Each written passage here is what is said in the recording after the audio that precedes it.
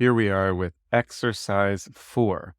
The goal of this exercise is to perform a principal components analysis, just like you've done in the past several exercises, but this one is on a different data set. This is on a simulated data set. And in particular, it's going to be a two-dimensional data set. Working with 2D data sets is really convenient because you can visualize everything really easily.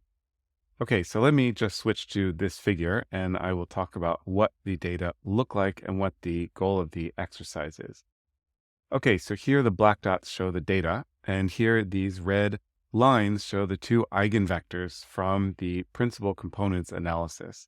Now, the idea of creating these vectors is, actually, let me show you here. So here's how to create the data. You start with a matrix. You want a 1000 by 2 matrix of random numbers, and you scale the second column down by 0.05, and then create a 2 by 2 pure rotation matrix. If you need a refresher on how to create a pure rotation matrix, you can check out chapter 7. That's where I introduced these rotation matrices. Now let me show you what this looks like, and then I'll get to step 3. So steps 1 and 2 that I just described, that creates one of these like streams or legs, filaments of data. So for example, this one here, and the idea, you can see that it's, imagine taking a cloud of dots and you compress one by 95%. That's what happens when you create a 1000 by 2 data matrix and one column is scaled down by 0.05. Okay, so that creates this thing. And then you have the pure rotation matrix, and that rotates this. So initially, this the data set is going to be flat. It'll be, depending on how you visualize it, it's going to basically look like this. So the x-axis, you have the spread, and the y-axis, you have very, very little spread because you've scaled down the data in the second column, which, probably you will plot as the y-axis. And then you rotate those data, and that's going to look like this. Okay, so then we get to step 3, where you stack 2 copies of the data vertically. And what does this mean? This means that the total data set is going to be of size 2000 by 2. So it's 1000 by 2, and then again 1000 by 2, and it's just rotated. So here, I mean, you can rotate this however you want. I suggest to rotate by minus pi over 6 and minus pi over 3. If you follow those parameters, then you will reproduce a data set that looks like this. You can see, if you look at this closely, you can see that these two like filaments of data are actually the same. They're copies just rotated through different angles. They see, these 3 dots here and here. If you look over here, this looks just like this. So same data, but just rotated.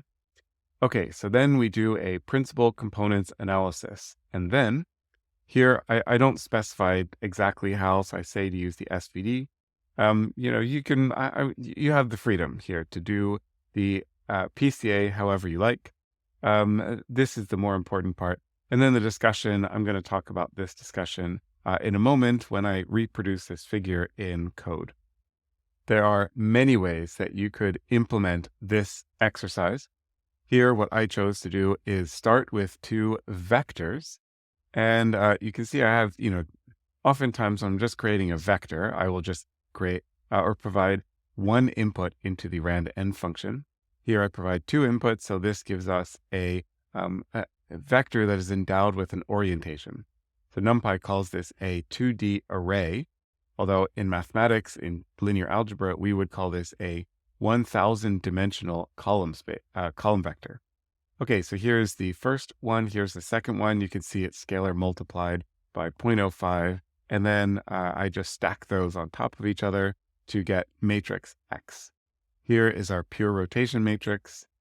You can see that the rotation matrices look the same, right? It's exactly the same matrix. I just rotate through a different angle.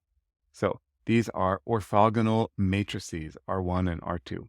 And then we just multiply the data by R1 and the data by R2. And that gives us our data matrix. Okay, here I implement principal components analysis through the singular value decomposition. And you can see I am mean centering the data. Again, you could also do SVD on the covariance matrix and so on. already learned all of this stuff from the previous, obviously this chapter and previous chapters, but also from earlier exercises. Okay, this is just a scaling factor. This is purely for visualization. In fact, I think I will even leave this out just so you can see why I chose to multiply all of the principal component vectors or the eigenvectors or the singular vectors by 2. Okay, so now we're going to plot the data and the eigenvectors. Yeah, and here you see, I mean, this is still interpretable, right? But I just chose arbitrarily. I looked at this plot and I said, I think I'm going to scale up the data by a factor of 2 just to make it easier to look at. Another option would be to scale by the norm of the vectors or the norm of the matrix. You could that is the data matrix, so the data vectors, not the eigenvectors. There's other ways you can scale it too. Again, this is just, it's really arbitrary. It's purely just for visual inspection. Okay, so what is the point here? Why did I ask you to do this exercise? First of all, it's good just to have a reminder of different ways of creating data and rotating data and so on, and doing PCA. But really, I want to highlight one of the limitations of principal components analysis. When you look at these vectors, they probably seem wrong, right? You probably look at these data and you see, well, I mean, the data are clearly these two lines, these two filaments. That's the structure of the data. Maybe you could reinterpret the data as two V's, right? I mean, maybe you think this is one part of the data and this is another structure in the data. Those are completely valid ways of looking at the data. If you would apply some clustering method to the data, you could get results like that. And so the principal component solution might look wrong. Now, the thing is that it's not wrong. Principal components analysis is correct. It's doing exactly what it is designed to do. But what it is designed to do is not what your brain is doing. What you have some engine in the back of your head, in your visual cortex, that's grouping these things together based on proximity. And that's not what PCA is doing. PCA is grouping according to directions of variance. And this direction here is maximal variance, and this direction here is minimal variance. And so that's what PCA is doing. So the important thing to note here is that principal components analysis is not necessarily always the right analysis for you. You don't just apply a PCA just because you have a multivariate data set. You have to understand what PCA does, what its restrictions are, what its constraints are, why it gives the results that it gives, and then you can make an informed decision about whether PCA is the correct analysis.